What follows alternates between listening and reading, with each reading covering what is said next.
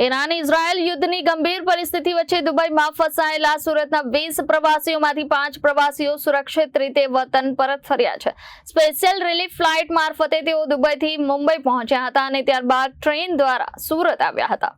યુદ્ધના વધતા તણાવને કારણે વિદેશમાં રહેલા ભારતીયોમાં ચિંતા વ્યાપી હતી। ખાસ કરીને દુબઈમાં રોકાયેલા સુરતના 20 પ્રવાસીઓ મુશ્કેલીમાં મુકાયા હતા। તેમાંથી 5 પ્રવાસીઓને સ્પેશિયલ ફ્લાઇટ દ્વારા દુબઈથી મુંબઈ લાવવામાં આવ્યા। મુંબઈ એરપોર્ટ પર ઉતર્યા બાદ તેઓ ટ્રેન મારફતે સુરત પહોંચ્યા। સુરત રેલવે સ્ટેશન પર પરિવારજનો દ્વારા તેમનું બુકે આપી ભાવભર્યું સ્વાગત કરવામાં આવ્યું। પોતાના સ્વજનોને સુરક્ષિત જોઈને એકબીજાની આંખોમાં હરખના આંસુ ઝળહળી ઉઠ્યા। હોળી ધૂળેટીનો પાવન તહેવાર હોવાને કારણે આ ખુશી 2 ગણી વધી ગઈ। પરિવારજનો અને પરત આવેલા પ્રવાસીઓએ એકબીજાને રંગ લગાવી શુભકામનાઓ પાઠવી અને સુરક્ષિત વતન વાપસી બદલ ઈશ્વરનો આભાર માન્યો। હજી બાકીના 15 પ્રવાસીઓની સુરક્ષિત વતન વાપસી માટે પરિવારજનો પ્રાર્થના કરી રહ્યા છે।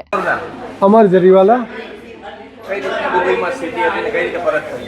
દુબઈની સ્થિતિ હાલમાં અત્યારે સારી છે, બટ ફ્લાઇટ કેન્સલેશન કન્ટિન્યુઅસલી હતા, બટ હવે ધીરે ધીરે ફ્લાઇટો રિઝ્યુમ કરે છે।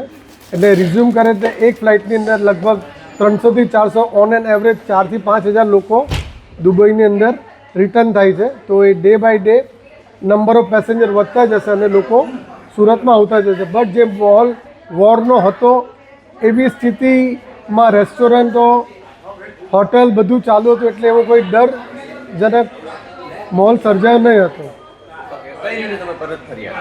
પરત લગભગ હું 2 દિવસ કન્ટિન્યુઅસલી એરપોર્ટ પર જઈને ટિકિટની માંગ કરતા હતા અને એમાં અરાઈઝે અહીંયાથી ટિકિટ જેવી ઓપન થઈ એ કરીને અમે પાછા પરત આવ્યા છે। પરિવારમાં ખુશીનો ખૂબ જ માહોલ છે। બધા ભાવુક થઈ ગયા છે, કારણ કે જ્યારે એક દેશની અંદર યુદ્ધની સ્થિતિ હોય અને સ્થિતિમાંથી બહાર આવીને પરિવારજનોને મળીએ તો એ ઘણો આનંદનો। Reporter Arvind Rathod, Janadesh news, Surat.